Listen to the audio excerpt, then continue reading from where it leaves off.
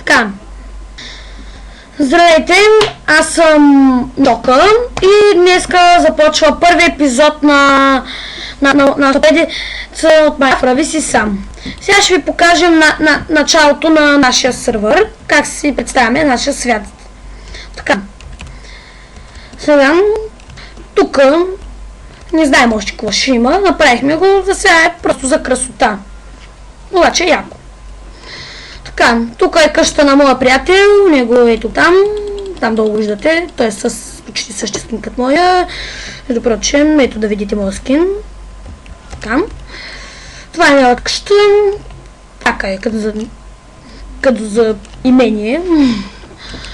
Тук ще видите моята къща, тя е по-оригинална. Тук виждате яйце на Ендер Дракон, камината, честовете, съндъците.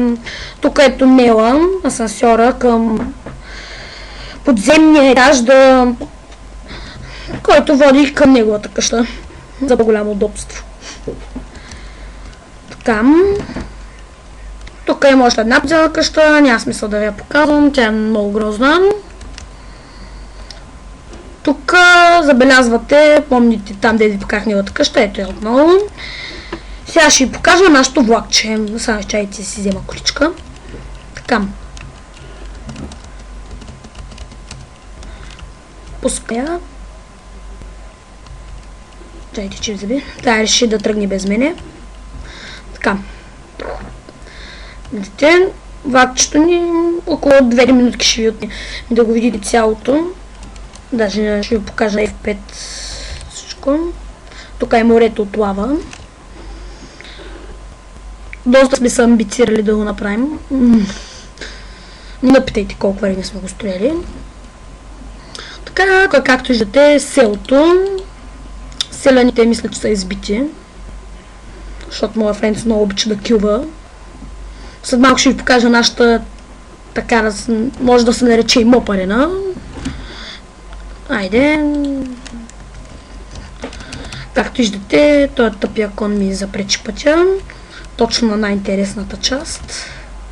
Я тук да сложа количката. Топа, чакайте, трябва да изчупим отпреди. Айде, сега ще гледате един много як скок. Тук този череп приятел ми го направим. Така, и сега гледате един хубав скок. Така, тук е покрай дърветата. Опа, пак са ми на F5-та. Тук тунела от лава. Тук пак един шибан кон. Както виждате, минаваме покрай моята къща. Малко цепи, защото сървър принципно максимум хора е 4000, което е доста за един сървър. Така, тук минаваме покрай мопарената, това, което виждате е мопарената. Сега ще минем през нея.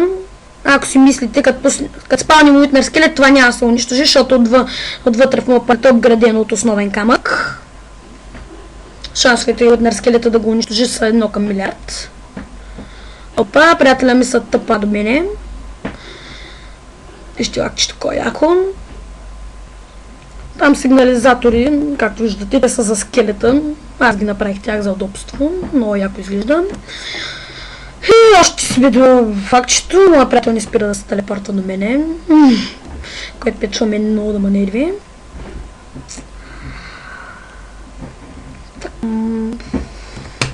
Още съвсем малко остава. Всъщност не е много малко, но доста време ще отнеме. И тъй като аз и моят приятел много обичаме предизвикателствата, в този сървър сме го направили, за да може да пишете това, като пусне този видеоклип, ще може да пишете на него, на самия този видеоклип, какво искате да построим и понеже смятаме, че много хора ще пишат какво искат да построим. Избираме си един и строим това. И после правим клип за това и ще ви кажем и после ще ви покажем клип как го строиме. Ако случайно не направим нещо, което е малко вероятно, ще се разшираме, като направим нещо още по-голямо. Просто има и неща, които не са ни по силите и най-после стигнахме края.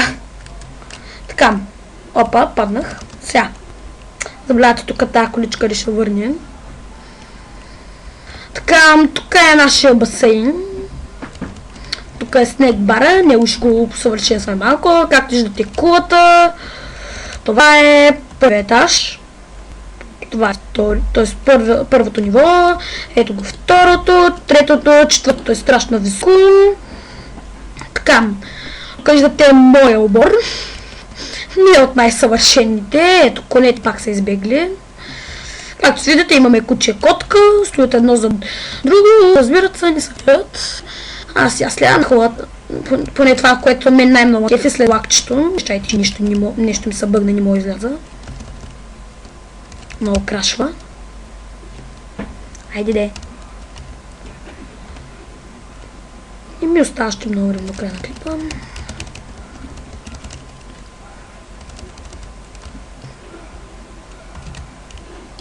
На мен ли ми се бъгна? Не. Така, както виждате, тук е нашата морска градина. Аз съм я правил. Тук, за да е по-елегантно, опа, някой изчупил тук блокче, съм сложил рози. Ще го установя след малко това блокче. Тук виждате фонтана. Аз съм го правил, много як. Тук пейките да се отседнат. Тук позволено е да се разхождат на животни, как пише там на табелата. Тук не знам, що моя приятел е пуснал кокошки, но тук може да си оставите домашните любимци. Ето е другата ми